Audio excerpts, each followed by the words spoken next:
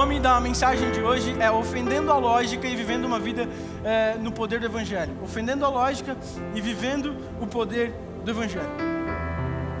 Porque lógica e Evangelho nem sempre andam juntos. A verdade é que a gente vê a Bíblia falar sobre o Evangelho, ele ser algo que para muitos é loucura. Para muitos o Evangelho ele é algo maluco e que não faz sentido nenhum. E é por isso que quando nós vivemos o poder do Evangelho, tudo aquilo que a gente faz ofende uma lógica natural. Ofende porque uma lógica natural diz que a gente tem que viver coisas que são explicáveis. Coisas que a matemática, a física, a ciência, eles conseguem explicar. Mas o Evangelho diz que nós podemos viver uma realidade sobrenatural que não tem nada que se explique. E é sobre esse Evangelho que eu quero falar com vocês. É sobre essa realidade sobrenatural que eu quero falar com vocês hoje à noite. Eu separei alguns pontos sobre uma vida que abraça esse sobrenatural. Em Romanos 8, Paulo fala que a criação geme porque ela aguarda a manifestação dos filhos de Deus. Aqueles que foram chamados filhos de Deus. Em Romanos 8 também diz que o Espírito se junta ao nosso Espírito e confirma que somos filhos de Deus. Ou seja, aqueles que foram chamados filhos de Deus foram aqueles que receberam o Espírito de Deus. E Paulo também fala em Romanos 8, logo abaixo disso, ele fala assim que nós também gememos. Mas ele não fala que nós gememos porque nós estamos esperando algo. Paulo fala que nós gememos porque nós já recebemos algo. Paulo fala que nós recebemos uma antecipação da glória futura. Paulo fala que nós recebemos uma parte, um spoiler, um pedaço da glória futura que será vivida na eternidade com Cristo. Ou seja, a glória futura é uma relação onde nós experimentaremos a relação completa com a presença de Deus. Mas hoje nós já recebemos parte dessa glória que é o Espírito. E se nós recebemos parte de uma antecipação, ou seja, se nós recebemos uma antecipação de parte que é eterno, nós estamos experimentando aquilo que poderíamos experimentar só eternamente. O Espírito que você tem dentro de você, aquele que agora mora em você, que é o Espírito Santo, Todo-Poderoso, ele é parte, ele é um pedaço, ele é um pouco da glória que nós vamos experimentar na eternidade com Cristo. E é impossível ter isso em nós e viver uma vida que não faz jus a isso. Ou seja, nós temos algo que é eterno dentro de nós. A coisa mais esquisita de se pensar é a eternidade. Porque quando você pensa em eternidade com uma mente que é finita, que é a nossa, você começa... Quem aqui já pensou no céu? E aí você fala assim, nossa, eu vou passar o restante da minha existência lá, mas não irá ter fim. Aí você começa a ficar em crise, você fala, o que é não ter fim? Porque tudo pra gente acaba. Tudo pra gente tem começo, meio e fim. Mas a eternidade será para sempre, ou seja, eterna. E nós já recebemos um pedaço dela, que é o Espírito. E por meio desse Espírito, nós podemos viver uma vida sobrenatural. Nós podemos viver uma vida naturalmente sobrenatural. Paulo, ele está dizendo que nós gememos por isso, sabe? Porque nós já recebemos, mas nós não gememos porque nós queremos algo que não temos.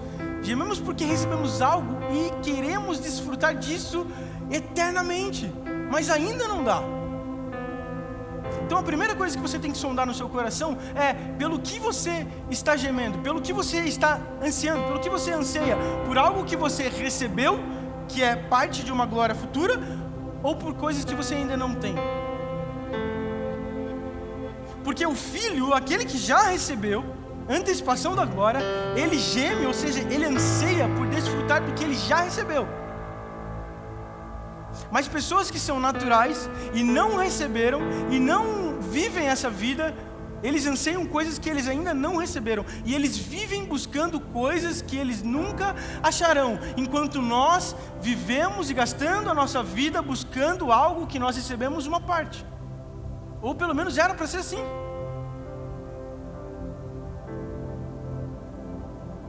Atos 1:8 diz que nós recebemos o Espírito e recebemos o poder do Espírito para sermos testemunhas dele. Ou seja, esse Espírito, que é parte de uma glória eterna, ele me dá poder para que eu possa testemunhar Jesus.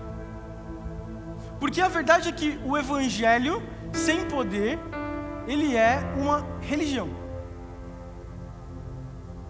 A Bíblia sem nenhuma manifestação de graça e poder, ela é apenas um livro. Mas colocando em prática tudo aquilo que nós vemos na Bíblia, aí sim é o poder do Evangelho. Aí sim nós estamos pregando a Cristo e vivendo uma verdade. Mas enquanto nós tivemos apenas olhando para a Bíblia como um livro de regras e não vivendo o poder que ela diz que nós podemos viver por meio do Evangelho e por meio do Espírito Santo, é apenas uma religião morta. Não difere de nada de outra religião. Como que vive alguém? Como que se comporta alguém que recebeu uma antecipação da glória futura? Como que se comporta alguém que agora é morada daquilo que é a nossa maior busca? Será que a mesma vida que outras pessoas normais, ou seja, pessoas que não receberam isso, pessoas que se movem com essa lógica que eu falei, será que é a mesma vida? Será que nós temos, a mesma vida, ou devíamos viver uma vida igual a todos os outros? Eu acredito que quando nós recebemos esse poder, e quando nós recebemos o Espírito, e quando nós fomos salvos por Cristo, nós recebemos a oportunidade de viver uma vida diferente. Uma vida que não termina em mim. E uma vida que não é possível explicar pela lógica desse mundo. 1 Coríntios 1:18 até o 24 diz assim: porque a palavra da cruz é loucura para os que perecem, mas para nós que somos salvos é poder de Deus. Porque está escrito: destruirei a sabedoria dos sábios e aniquilarei a inteligência dos inteligentes. Onde está o sábio? Onde está o escriba? Onde está o inquiridor desse século? Porventura não tornou Deus louca a sabedoria desse mundo? Visto como na sabedoria de Deus o mundo não conheceu a Deus pela sua sabedoria. Aprove a Deus salvar os crentes pela loucura da pregação, porque os judeus pedem sinais, os gregos buscam sabedoria, mas nós pregamos Cristo crucificado, que é escândalo para os judeus e loucura para os gregos. Mas para os que são chamados, tanto judeus como gregos, lhes pregamos a Cristo, poder de Deus e sabedoria de Deus. Paulo está dizendo que pregar a cruz é loucura, porque as pessoas não podem entender por que um Deus tão poderoso, aquele que criou todas as coisas, ele se desfez de toda a sua majestade, desceu em nosso meio, tomou a forma de homem e viveu como nós e morreu e deu a sua vida para que nós podemos ter vida. Por que o Evangelho não pode ser entendido por quem não teve uma mudança de mente? Porque é loucura. É loucura para aqueles que se dizem sábios e escândalo para aqueles que são religiosos. O poder da palavra de Deus é loucura para aqueles que se dizem sábios demais. E é escândalo para aqueles que andam e vivem no quadrado da religião. Porque a religião, ela tem que controlar e explicar tudo, mas o poder do Evangelho não. A filosofia e a sabedoria grega, ela tem que explicar tudo e dar sentido para tudo. Mas qual é o sentido então de um Deus todo-poderoso descer aqui, forma de homem, morrer para te dar vida? Eles não conseguem explicar isso, Por quê? Porque isso só é explicado a hora que nós temos a mente de Cristo por meio do Espírito. Isso só faz sentido depois que nós somos alcançados por Cristo. Esse texto é um texto que ele está falando exatamente de que o poder da cruz, ou seja, o poder da palavra da cruz, ofende a lógica da nossa geração. Visto que com sabedoria do mundo, não se pode conhecer a Deus. Porque você pode tentar todas as coisas. A pessoa mais inteligente do nosso século, com o QI mais alto, ele pode ler toda a Bíblia. Se o Espírito não iluminar o coração dele, e se não abrir os olhos, ele não consegue enxergar essa loucura da salvação. A palavra da cruz ainda vai parecer loucura para ele, ou escândalo se ele for um religioso. A verdade é que nós, quando recebemos esta salvação, quando nós recebemos isso aqui e entendemos essa loucura ou esse escândalo, porque agora para nós faz sentido, porque nós não só ouvimos falar, nós não só lemos isso, mas nós vivenciamos em nossos corpos o poder do Espírito agindo em nós. Para nós, a vida não pode mais se resumir a uma lógica natural. Para quem entendeu o poder do Evangelho, a vida não pode mais se resumir a uma lógica que se explica com contas de 1 mais 1, 2 mais 2. O Evangelho, ele quebra barreiras.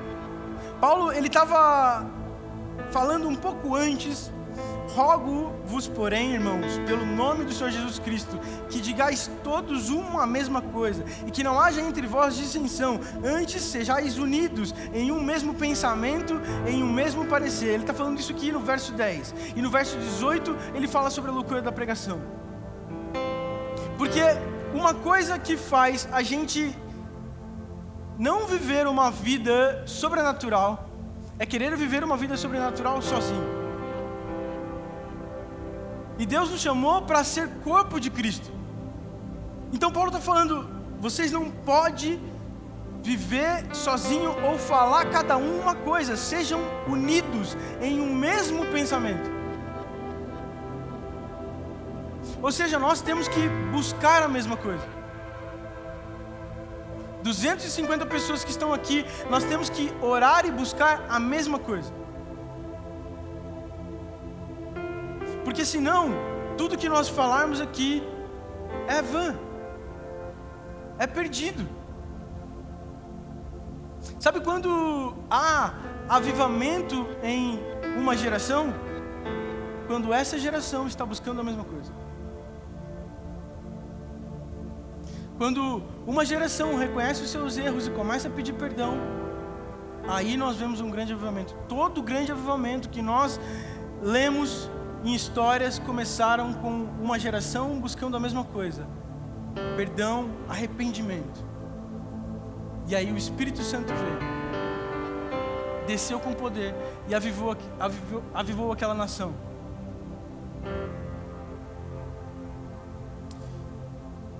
Cristo não te salvou para que você seja apenas liberto de uma vida eterna no inferno. Não foi para isso que Ele morreu. Foi sim para te dar vida eterna, mas mais do que isso, Cristo veio para te dar uma vida com um propósito. Eu ouvi semanas atrás um pastor dizer que o nosso destino é o céu, mas a nossa missão não é o céu. A nossa missão é na terra.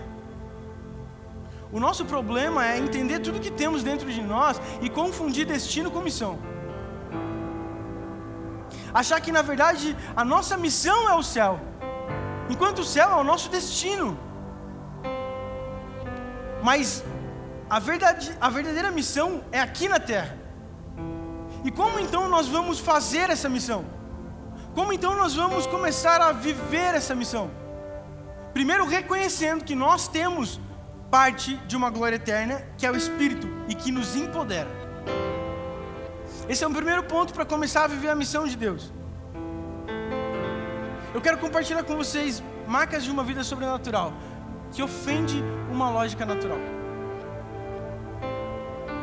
Alguém que está sobre uma realidade sobrenatural, ele enxerga e persegue aquilo que ninguém mais vê. Alguém que vive uma realidade sobrenatural, enxerga e persegue aquilo que ninguém mais consegue enxergar.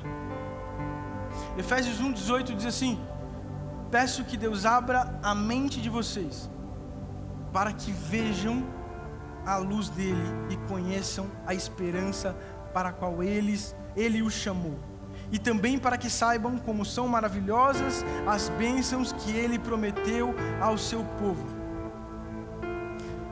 A primeira marca de um cristão que foi encontrado por Cristo, foi salvo por Cristo, recebeu o poder, é ter os seus olhos abertos. Quer ver uma coisa que ofende a lógica? É você olhar aquilo que ninguém mais olha. É você conseguir enxergar aquilo que ninguém mais enxerga. Talvez uma das coisas mais sobrenaturais que tem na Bíblia é o fato da gente conseguir ter uma visão privilegiada numa realidade onde pessoas só enxergam o caos e nós ainda conseguimos enxergar a esperança, que é Cristo. Quando você foi salvo, seus olhos foram abertos para Cristo. Porque antes, quando Adão e Eva caíram, e se dá esse nome de queda, porque eles saem de um lugar, eles estavam em Cristo e eles caem para um lugar, eles só enxergam o mundo a partir deles mesmos. Tudo que eles podem ver são eles próprios. Então eles interpretam o mundo a partir do que eles acham que existe, eles próprios. Mas quando nós fomos salvos, a Bíblia fala que Cristo nos tira da escuridão e nos leva para a tua maravilhosa luz. E essa maravilhosa luz nos faz enxergar o que antes era impossível. Ter os nossos olhos abertos nos faz enxergar aquilo que era impossível. Aquilo que ninguém podia ver antes de Cristo, agora nós podemos ver porque Ele abriu os nossos olhos. As escamas caíram dos nossos olhos. Não tem mais nada impedindo, e agora eu posso ver que Deus se move sobrenaturalmente. Então agora o que não era explicado antes, porque eu estava pensando com a lógica do mundo, agora pensando com a mente de Cristo e vendo com os olhos de Cristo, eu consigo entender. Então, muitas vezes, o que nós precisamos não é que Deus venha com o extraordinário e sabe, levante alguém da cadeira de roda e glória a Deus por isso. Eu creio que Deus vai fazer. Mas o que eu acho que é mais importante é que Deus abra os seus olhos para as oportunidades de viver o sobrenatural. Porque muitas vezes o sobrenatural está aí. Você fala, Deus nunca faz. Na verdade você nunca viu. Na verdade seus olhos estão cerrados ainda. Eles estão fechados e cheios de escamas. E você ainda não abriu os seus olhos para aquilo que Deus deseja fazer onde você está. Então a primeira coisa que nós precisamos olhar é para que Deus abra os nossos olhos para uma realidade sobrenatural. Antes de querer sair por aí, vivendo algo e impondo a mão sobre as pessoas, e eu não estou falando que isso não é possível e não é bom, isso é maravilhoso, Deus mandou você fazer isso, mas Ele quer que você enxergue aquilo que ninguém mais enxerga. Ele quer que você vê aquilo que ninguém mais vê. Sabe aquela realidade na sua família que ninguém mais enxerga? Não tem mais jeito, os seus olhos foram abertos para isso. Os seus olhos foram abertos para enxergar algo que ninguém mais enxerga. Nós temos uma visão privilegiada. Por quê? Porque nós somos melhores que os outros? Não, porque nós fomos chamados para servir os outros com a nossa visão. Porque nós temos olhado, sabe, como nós temos gastado a nossa visão, o que nós temos visto. Tudo que nós colocamos nossos olhos e nós fixamos nossos olhos, nós contemplamos o que é que nós temos contemplado, o que é que nossa geração tem contemplado. Nós temos fixados e deixado nossos olhos aonde? Em quem? Nós precisamos manter os nossos olhos fitos em Jesus, que é o consumador da nossa fé. Os nossos olhos não podem sair de Cristo. A primeira coisa que alguém que ofende a lógica, uma vida que ofende a lógica, a primeira marca de alguém que vive uma vida que ofende a lógica é os olhos abertos, é ter uma visão que ninguém tem, é olhar para onde ninguém está olhando. Você não vai levantar ninguém da cadeira de rodas antes que seus olhos sejam abertos. Eu sei que Deus quer fazer, mas o que você tem que entender é que o Espírito está se movendo. Ele está se movendo agora, aqui no nosso meio. O Espírito está pairando sobre nós, e pessoas que têm os olhos abertos para isso conseguem ver uma janela, uma fenda do sobrenatural, e conseguem entrar nisso, porque elas viram a oportunidade de manifestar o sobrenatural de Deus. Então não é só ser empoderado para sair por aí arrotando que você é melhor que os outros porque você ora tantas horas por dia. Não, primeiro seus olhos têm que ser abertos para uma realidade sobrenatural. Primeiro seus olhos têm que ser abertos, os nossos olhos têm que ser abertos. Nós precisamos ser conhecidos como o mais otimista do lugar. Aonde você trabalha, na sua família, aonde você estuda, você precisa ser chato, porque as pessoas precisam pensar assim: cara, esse cara sempre vê o lado bom da coisa. É porque o lado bom da coisa é Jesus, e você sempre vê o lado bom da coisa. Nós precisamos ser conhecidos como esses caras otimistas, essas mulheres que chegam perto de um problema e elas começam a olhar aquilo que ninguém está olhando. Isso é tão sobrenatural quanto impor a mão sobre alguém. É isso que eu estou tentando dizer. Eu não estou dizendo que impor a mão sobre alguém, orar e manifestar o sobrenatural é incorreto, mas eu estou dizendo que há algo primeiro, há algo para a gente fazer primeiro. É olhar para essa estrutura sobrenatural que Deus nos fez viver.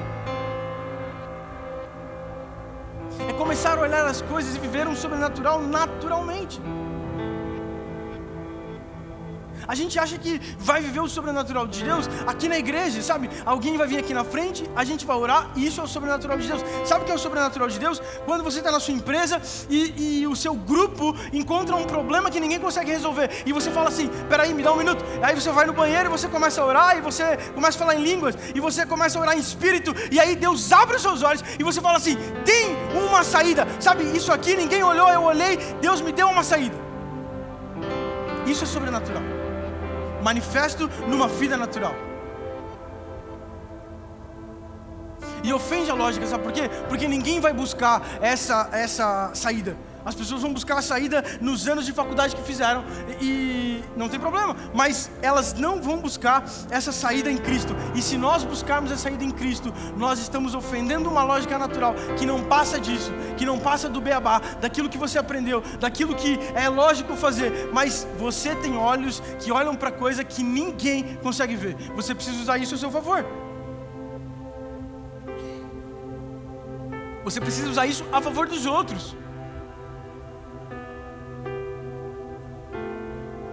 2 Reis 6, 14 e 17 diz assim: então enviou para lá cavalos e carros e um grande exército, os quais chegaram de noite e cercaram a cidade. E o servo do homem de Deus se levantou muito cedo e saiu, e eis que o exército tinha cercado a cidade com cavalos e carros. Então o seu servo lhe disse: ai, meu senhor, o que faremos? E ele disse: não temas, porque mais são os que estão conosco do que os que estão com eles. E orou Eliseu e disse: Senhor, peço-te para que abra-lhes os olhos, para que vejam. E o Senhor abriu os olhos do moço e viu, e eis que o monte estava cheio de cavalos, de carros de fogo ao redor de Eliseu. Eliseu estava com seus servos quando o rei da Síria envia um exército poderoso para cercar ele. E aí um dos 2 jovens que estavam com ele sai de manhãzinha, e ele olha aquilo e ele vê aquele exército cercando eles. E aí ele já, com olhos naturais, ele já começa a pensar assim: não tem mais jeito, o que a gente vai fazer, Senhor? Para onde a gente vai? Como que a gente vai sair daqui? Olha, eu imagino que a Bíblia deve ter dado uma enxugada na fala dele, mas eu imagino que ele estava desesperado. Tem muita gente aqui, o que a gente vai fazer? Eles são inimigos, eu não sei mais o que fazer, não tem saída. Eu olhei aqui, eu andei e não tem saída, não tem para onde a gente ir. O que a gente faz, Eliseu? Eliseu, pelo amor de Deus, você tem que orar para que eles derramem fogo. Eu imagino o servo pensando: cara, Elias orava e o fogo descia. Eliseu é pupilo de Elias, então se ele orar, o fogo vai descer também. E eu acho que isso vai acontecer. Ele pode orar e Deus vai fazer alguma coisa. E aí a oração de Elias para um tamanho problema desse é: eu peço, Senhor, que o Senhor abra os olhos do meu servo. Abra os olhos do meu servo para que ele possa ver uma realidade sobrenatural. Abra os olhos do meu servo para que ele possa enxergar mais do que o lógico mostra para ele. Abra os olhos do meu servo para que ele possa ver aquilo que ele não está enxergando agora, mas que eu sei que está acontecendo nas regiões celestiais. Irmão, sabe o que você precisa? Você precisa enfrentar as situações e começar antes de orar para que Deus faça e intervenha. Senhor, abra os meus olhos para que eu veja o que o Senhor já fez. Porque às vezes o Senhor já resolveu. Às vezes aquele problema que você está lidando, o Senhor já mandou uma saída. O Senhor já resolveu, o Senhor já fez. Já tem um exército cercando o exército inimigo. Mas você só está olhando para o exército inimigo porque os seus olhos estão com escamas.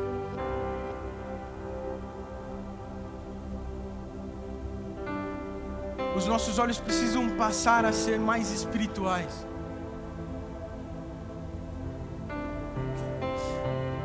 Eliseu, eu tenho certeza que Eliseu tinha ali proximidade com Deus, sabe, muito boa para falar assim: Senhor, derrama fogo sobre eles, queima todo mundo. Mas sabe, alguém que tem olhos abertos experimenta uma tranquilidade que alguém que vê só o que é lógico não experimenta. Alguém que teve os seus olhos abertos pelo Senhor para uma realidade sobrenatural, experimenta um descanso que pessoas que estão com seus olhos fechados não experimentam. Porque a visão é finita, ela é fechada. Agora, pessoas que tiveram os olhos abertos conseguem enxergar algo que Deus está mostrando, não para que ela sobressaia entre os outros, mas que ela resolva situações de maneira sobrenatural. Quantas vezes eu e você enfrentamos situações como o servo de Eliseu?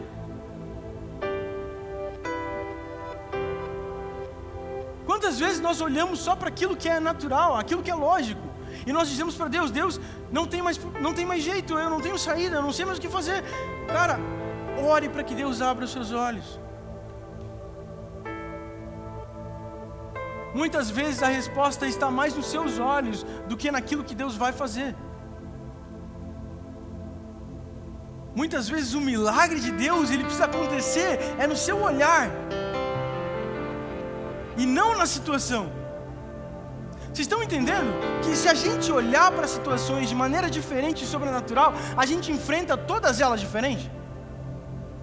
Vocês estão entendendo que a maioria dos nossos problemas, eles são gerados porque nós ainda temos uma visão muito fechada para o que Deus pode fazer? Vocês estão entendendo que isso nos coloca num lugar de uma vida tão pacata? Porque você fica escravo de uma visão lógica, fica escravo de uma visão que é finita, enquanto Deus quer te mostrar algo maior. Sabe, muitas vezes nós estamos como burros, e eu falo do animal, com aquele negócio que ele coloca no olho, assim que eu não sei o nome. Como que é? Cabresto. Que faz com que ele olhe uma coisa só. E nós temos uma visão mínima, enquanto Deus tem uma visão macro. E Deus quer nos mostrar essa visão macro. Isso tem um nome, é perspectiva. Ou seja, eu estou aqui, eu estou olhando vocês, eu estou vendo de uma perspectiva, um ponto de vista. Você está me olhando e está me vendo com uma perspectiva, um ponto de vista.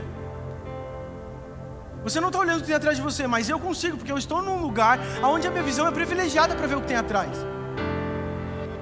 E quando nós estamos em Cristo, nós estamos em um lugar, ou seja, Cristo, onde temos uma visão privilegiada para ver o que tem atrás ou na nossa frente. A nossa visão passa a ser sobrenatural quando estamos em Cristo. Porque abrir os olhos, só por abrir os olhos, não nos dá direito de olhar outras coisas. Mas abrir os olhos estando em Cristo, me dá direito de olhar a eternidade, aquilo que eu não consigo ver. E alguém que busca a eternidade e viu a eternidade com seus olhos, ela não perde tempo com isso aqui que é finito.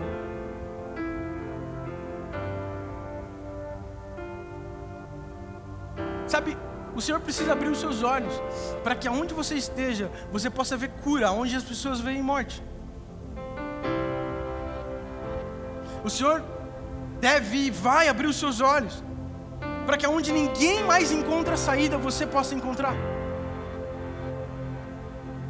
O Senhor vai abrir os seus olhos para que você veja pessoas que necessitam de um encontro sobrenatural com Deus. Mas não só na igreja, mas viver uma vida naturalmente sobrenatural. Eu estou indo no mercado fazer compra, passou alguém do meu lado e essa pessoa tem uma enfermidade. O Senhor me mostrou. Ela é infértil. Cara, o Senhor te mostrou. Se Ele te mostrou, Ele quer fazer alguma coisa.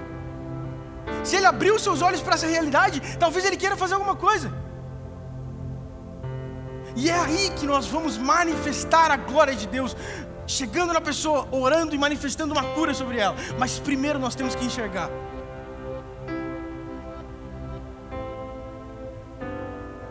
Os olhos sobrenaturais, eles enxergam mais do que eu mesmo, eles enxergam o outro.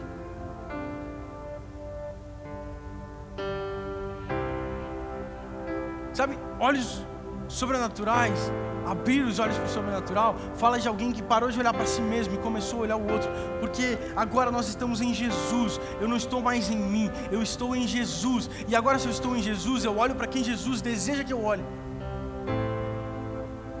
Sabe o que você precisa fazer? Você precisa fazer uma oração. Eu preciso fazer uma oração. Senhor, abra os meus olhos e me faça olhar para aquilo que o Senhor está olhando. Quando você chegar na sua faculdade, ou no seu trabalho, ou na sua casa, você vai chegar na sua casa, nesse lugar, você vai chegar lá e falar assim: Senhor, antes de começar a viver a minha semana normalmente, eu quero que o Senhor abra os meus olhos para aquilo que o Senhor está vendo e eu não estou vendo. Abra os meus olhos para que eu possa viver uma realidade sobrenatural com base naquilo que o Senhor está vendo. Você precisa olhar para isso. Pessoas que tiveram seus olhos abertos solucionam problemas naturais de forma sobrenatural. Pessoas que têm seus olhos abertos percebem quando Jesus está passando. Quem lembra da mulher do fluxo de sangue? Ela viu uma oportunidade sobrenatural de ser curada. Ela olhou para Jesus e falou assim: eu preciso tocar nele. É uma oportunidade de ser curada. O Senhor precisa abrir os seus olhos para que você comece a enxergar oportunidades. Oportunidade de viver o sobrenatural dele. É mais sobrenatural ter olhos abertos do que a gente ficar falando aqui sobre uma vida de começar a orar pelas pessoas sem saber de fato do que elas precisam. E para saber do que elas precisam, você precisa ver. Amém? Estão me entendendo? Vocês estão quietos hoje? O segundo ponto: alguém que está sobre uma realidade sobrenatural achou contentamento na presença de Deus.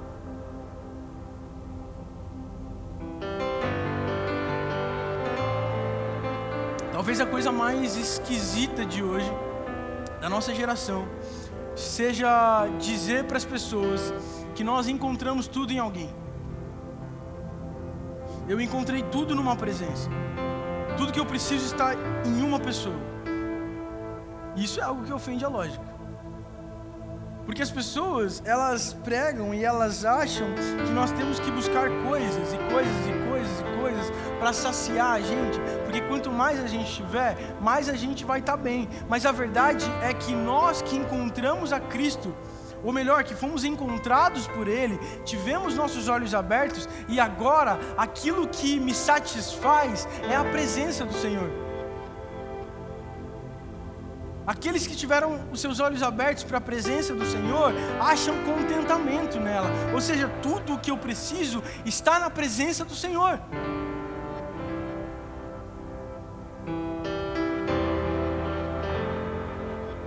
Dizer que estamos completamente satisfeitos com alguém, com uma pessoa, ainda mais essa pessoa que é a loucura da pregação, dizer que estamos contentes nela é totalmente ilógico. Mas olha só o que Paulo fala em Filipenses 3, do 7 ao 15. Mas o que para mim era lucro, passei a considerar perda por causa de Cristo.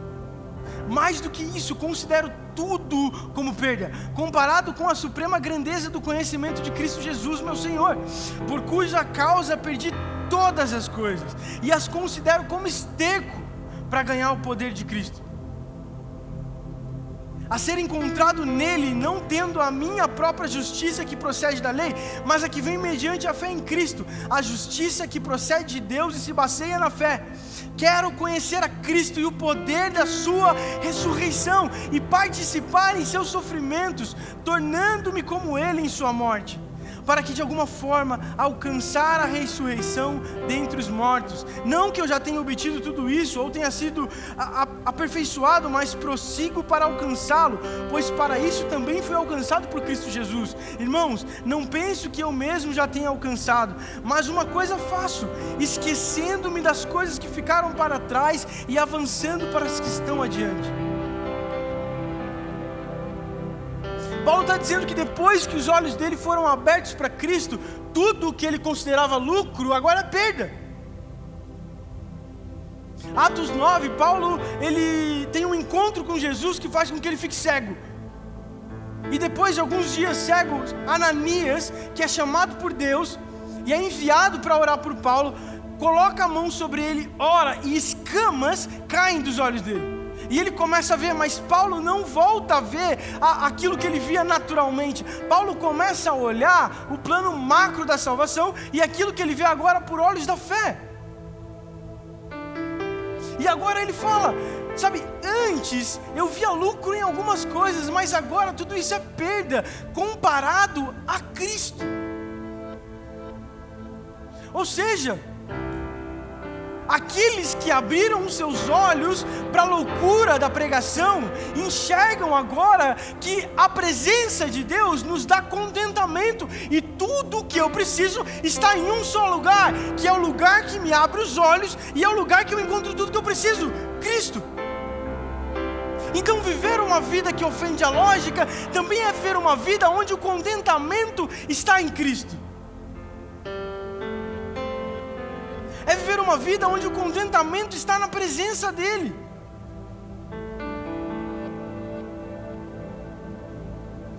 Todo o resto que não faz parte da presença de Cristo parece pequeno demais comparado agora à grandiosidade dessa gloriosa presença.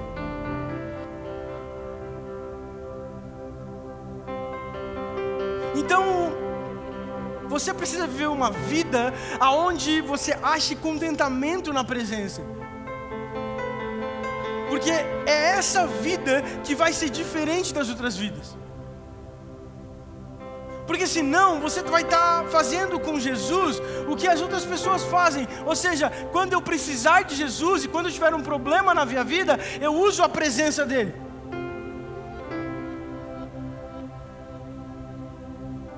Não difere de nada de outras religiões que usam o seu Deus como um amuleto. Nós não usamos o nosso Deus como um amuleto porque nós achamos tudo o que nós precisamos nele. O nosso Deus não é um simples amuleto de guerra que quando nós entramos em uma batalha, nós pegamos ele e agora ele serve. O nosso Deus é o Deus da batalha, mas ele não é apenas o Deus da batalha. Sabe, o que o mundo precisa é que você anuncie com a sua vida satisfeita em Cristo que há como achar uma plena satisfação em alguém. Porque o que o mundo anda pesquisando e procurando em todos os lugares é achar aquilo que você achou em Cristo. O que o mundo deseja é achar aquilo que nós encontramos. Só que nós encontramos e ficamos para nós mesmos.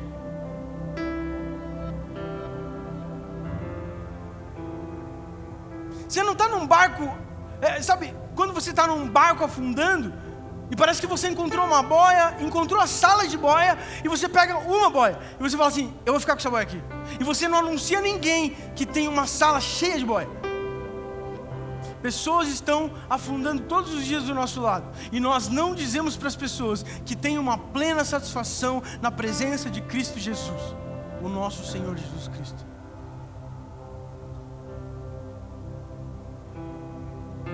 Isso é viver uma vida que ofende completamente a lógica. Porque hoje a coisa mais difícil é achar uma pessoa satisfeita. A coisa mais difícil é achar uma pessoa que achou satisfação em tudo que ela tem. As pessoas estão buscando cada vez mais. O mundo nos lança várias coisas, ou seja, cada vez mais, compulsoriamente, a gente busca coisas diferentes para nos satisfazer.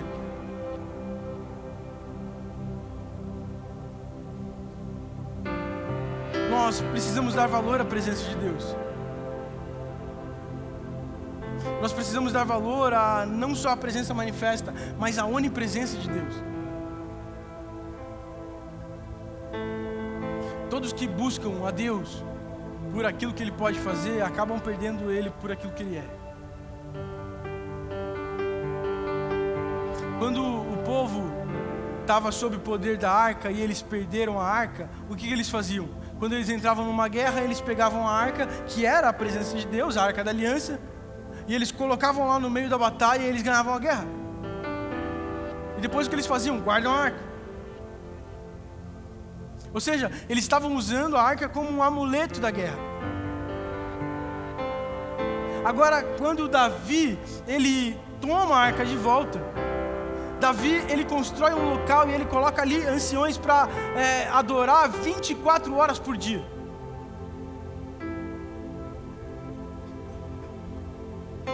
E eles começam a adorar 24 horas por dia. Por quê? Porque eles davam mais valor à presença do que o que ela podia fazer.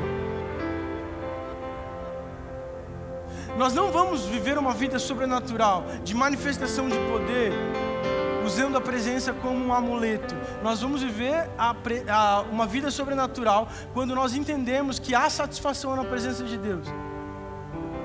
Quando nós entendemos que a satisfação está na presença de Deus, é aí que começa a nossa vida sobrenatural.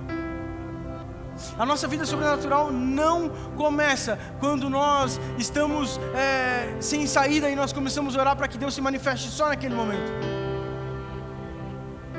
A vida sobrenatural começa quando você começa a honrar a presença de Deus, todos os dias, porque zelo pela presença produz uma realidade sobrenatural.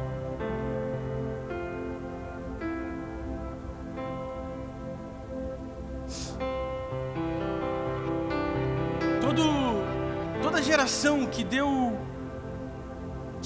o verdadeiro crédito para a presença de Deus, todas elas viveram realidades sobrenaturais. Moisés, quando Deus fala para ele, olha, eu não vou com você, eu não vou subir. E aí Moisés fala, não, então se você não for, eu não vou. Ele estava falando assim, Senhor, sem a tua presença a gente não vai para lugar nenhum. Ele estava dando valor à presença de Deus, não aquilo que a presença podia fazer.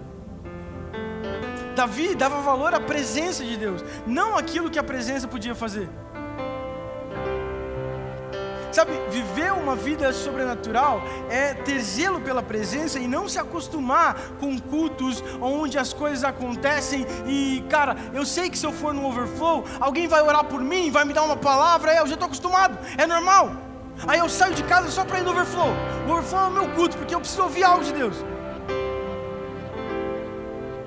Quando você se acostuma com a presença, isso é muito perigoso. Quando você acha que ela é algo normal ou enfeite, isso é muito perigoso. Porque quando a arca cai, naquela história onde a arca cai, aquele menino segura a arca e ele morre ali naquele lugar, porque ninguém podia tocar naquilo lá. Eu imagino que eles estavam com a arca todos os dias. Ou seja, a presença de Deus era algo que estava ali. todos os dias. E talvez por ter a presença tão manifesta, eles perderam o zelo pela presença. E começaram a olhar a presença como algo que enfeitasse a carruagem deles. E ele perde tanto zelo pela presença que quando ela cai, ele tenta colocar a mão nela para salvar. A intenção era muito boa, mas intenção boa não traz presença de Deus. Intenção boa não faz com que as coisas miraculosas aconteçam. O que de fato faz com que a gente viva o sobrenatural de Deus é ter os nossos olhos abertos para Cristo e achar um contentamento na presença de Deus. O começo da vida sobrenatural é ter os olhos abertos para essa realidade e achar contentamento na presença de Deus.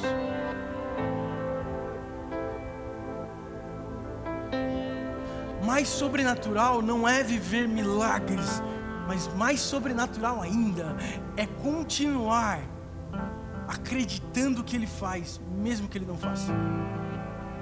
Isso é sobrenatural. Porque é muito fácil acreditar em Deus quando Ele faz tudo o que você precisa, mas é muito difícil crer em Deus quando Ele está em silêncio.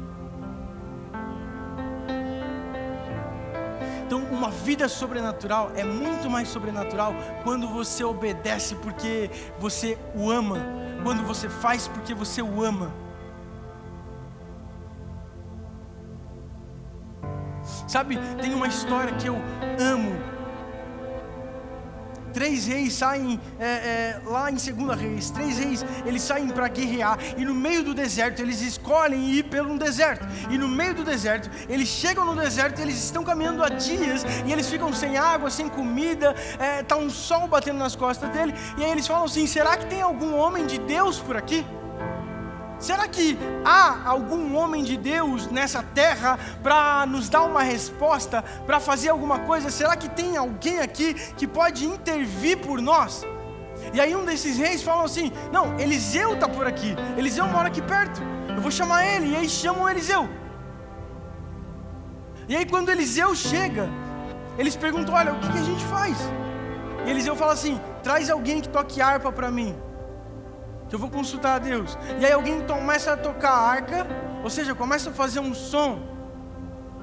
Deixa eu te falar um negócio: sempre que a presença de Deus for descer, você vai ouvir um barulho. Sempre que Deus for fazer algo sobrenatural, você vai começar a ouvir um barulho. E ele começa a fazer aquele som, ele começa a tocar, e aí Eliseu começa a consultar a Deus. E aí Deus fala para ele o que eles tinham que fazer. E ele fala para os reis: olha, vocês estão aqui nesse deserto, e agora vocês vão passar a noite cavando buraco. Escuta isso: vocês vão passar a noite cavando vários buracos nesse deserto. E aí eu imagino esses homens cansados, sem comida, sem água. E aí, para piorar, Eliseu fala assim: mas olha, vocês não verão nenhum barulho de chuva, não terá vento algum, não vai ter nenhum rastro de chuva, não vai ter cheiro de chuva, não vai ter nada, mas vocês vão passar a noite inteira cavando. E de manhã, quando vocês acordarem, os poços vão estar cheios de água.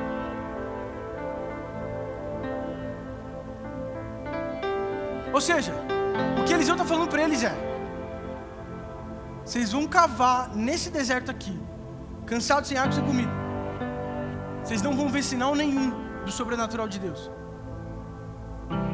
Não vai parecer que a chuva vem, não vai ter cheiro, não vai ter vento, não vai ter trovejada, o céu não vai ficar preto. Mas vocês precisam acreditar que quando vocês acordarem no outro dia, os poços que vocês cavaram vão estar cheios.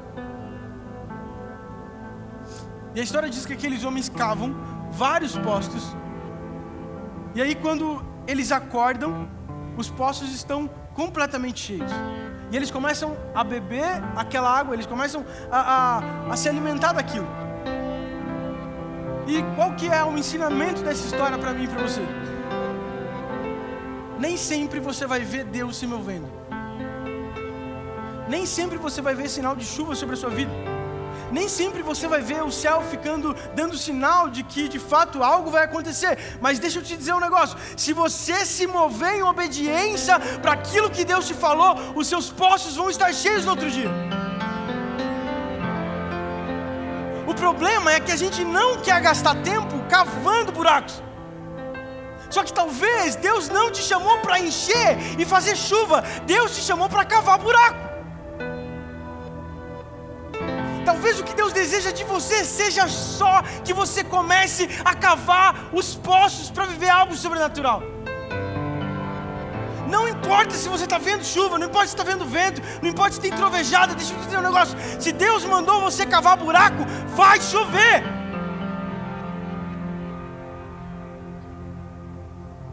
Sabe por que aqueles homens conseguem obedecer? Porque eles estavam diante de um homem de Deus que deu uma palavra para eles. Ou seja, com certeza os olhos deles foram abertos para o sobrenatural. Cara, se esse homem de Deus está falando, eu vou começar a cavar buraco. A verdade é que nem sempre a nossa fé ela vai ter força suficiente para que a gente continue andando. É aí que vai entrar a obediência.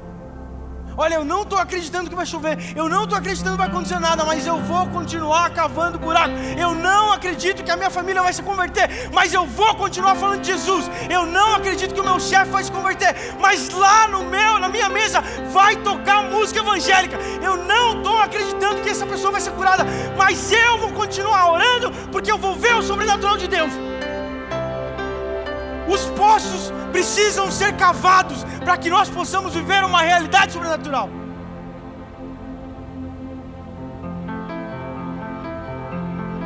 Você precisa começar a cavar os seus poços. Quais são os seus poços? O que Deus te chamou para fazer? Qual é a realidade que está fechada na sua vida? Mas tem um campo enorme para você começar a cavar. O que Deus te chamou para fazer? Deus te chamou para pregar o evangelho para as pessoas? Então começa a pregar o evangelho. Onde você está? Na sua casa, na sua família, na sua rede social. Isso é cavar poços. Se é um vendedor, você ganha por comissão, começa a ligar, começa a cavar poço. Liga para todo mundo. O sobrenatural de Deus se vive naturalmente. O problema é que a gente está esperando que um profeta de Deus chegue na nossa casa, bote a mão sobre a gente e coisas sobrenaturais aconteçam. Deixa eu te dizer, você precisa apenas começar a cavar os seus poços, fazer buraco na terra. O que você precisa começar a fazer é fazer buraco na terra. A única coisa que eu sei é que vai chover e os poços vão estar cheios.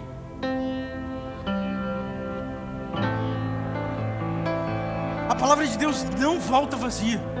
Se você abrir os seus olhos para a sua realidade e começar a olhar ela de maneira sobrenatural, e você achar contentamento na presença do Senhor, e você começar a cavar aquilo que o Senhor mandou você começar a cavar, tudo aquilo que a gente entende como sobrenatural vai começar a acontecer na sua vida.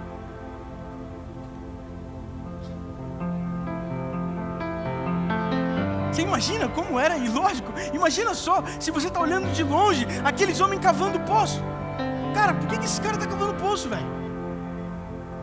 Fim de tarde, está cavando poço por quê? O que eles vão fazer? Vão plantar aí? No deserto não colhe, não planta nada, nada se rega, não dá para plantar, não cresce nada no deserto. Por que esses caras estão cavando? A verdade é que para viver o sobrenatural de Deus, às vezes você tem que tapar os ouvidos para aquilo que estão falando. Quando Jesus vai curar a filha de Jairo, entra uma multidão na casa e fala assim: olha Jesus, eu acho que ela já morreu. Eu acho que não tem mais jeito. Ela já morreu, essa menina não está dormindo, ela já morreu, porque Jesus fala, ela está dormindo. E eles falam assim: Jesus, ela já morreu. Sabe o que Jesus faz? Ele fala assim: gente, por favor, vão lá para fora. Vai, sai daqui, sai daqui, sai daqui, porque para o sobrenatural acontecer, eu preciso que pessoas que creem no sobrenatural fiquem aqui. Sabe o que eu estou dizendo para você? Que talvez tem pessoas na sua vida que você está dando tanto ouvido, que você está se movendo pelo que você ouve. As pessoas estão dizendo para você: já morreu, não dá mais. Nessa terra não cresce nada, Eduardo, não vai dar certo. Você está dando tanto ouvido para isso que você não está abrindo os olhos, os seus ouvidos para o sobrenatural de Deus. A verdade é que quando você começar a cancelar essas palavras, eu não estou falando sobre você desfazer dessas pessoas, eu estou falando para você não dar esse poder dessas pessoas colocarem palavras sobre a sua vida.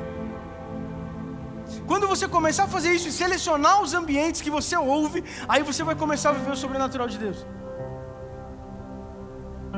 Porque imagina, se eu chego naquele lugar onde os caras estão cavando poço, eu falava, gente, eu olhei aqui no meu aplicativo do dia e está 0% de chance de chuva. Eu olhei aqui e não vai rolar, não vai dar certo.